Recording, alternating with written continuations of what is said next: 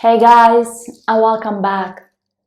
Today's video is going to be a bit different because I'm not going to talk about language learning, but instead I wanna focus on something else, and I wanna explore the topic of productivity and time management. Ready? Let's get started.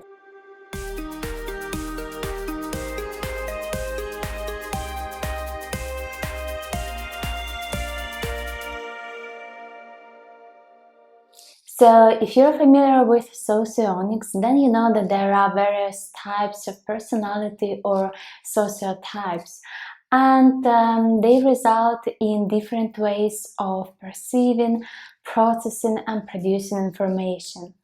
If you have no idea what I'm talking about, or if you want to learn more about different personality types, then check the information in the description box below. My personality type is INFP, which stands for introverted, intuitive, feeling, and perceiving.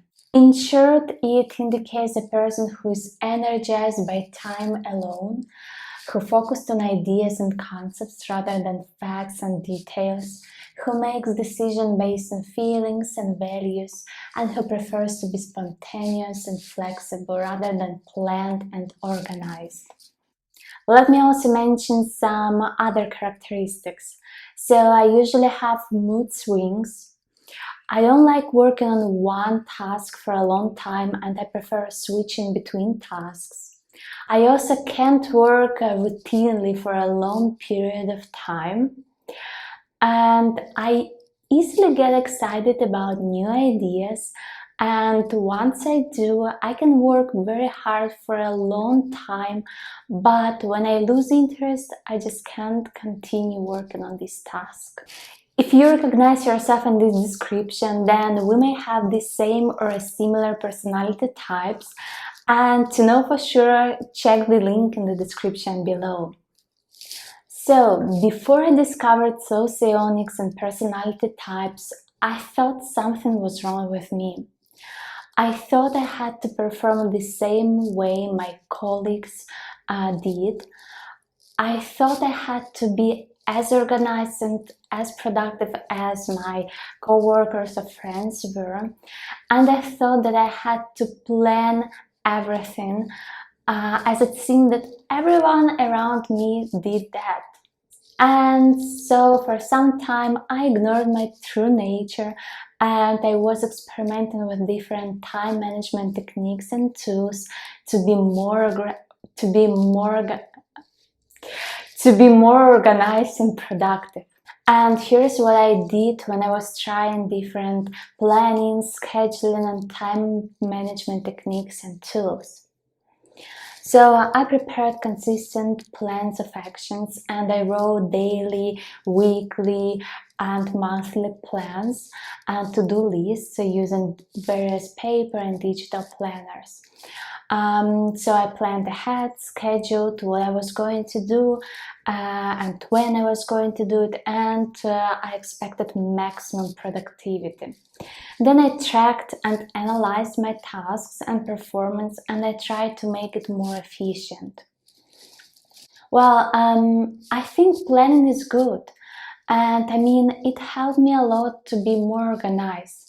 But I just couldn't do all this work for a long time because it was too boring for me. Then I started thinking what was wrong and why this system didn't work for me, as it seemed that everyone really enjoyed planning so much.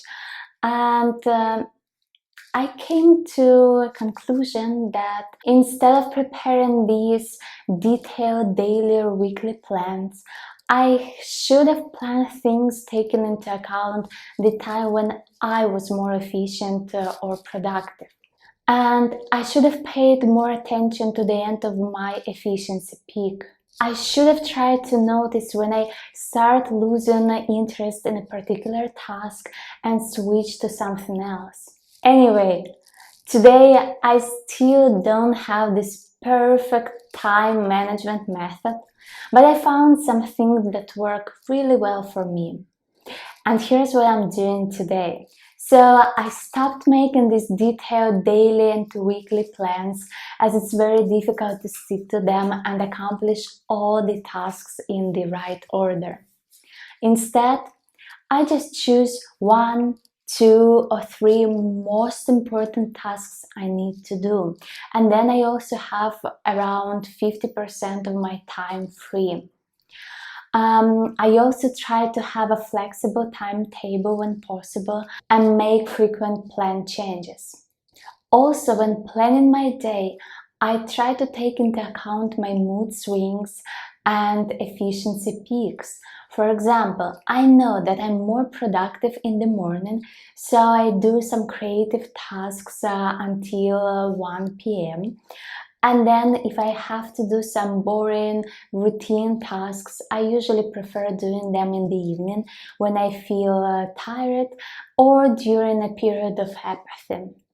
Besides, if I notice that I start getting bored with a task, I just stop doing it and switch to another one.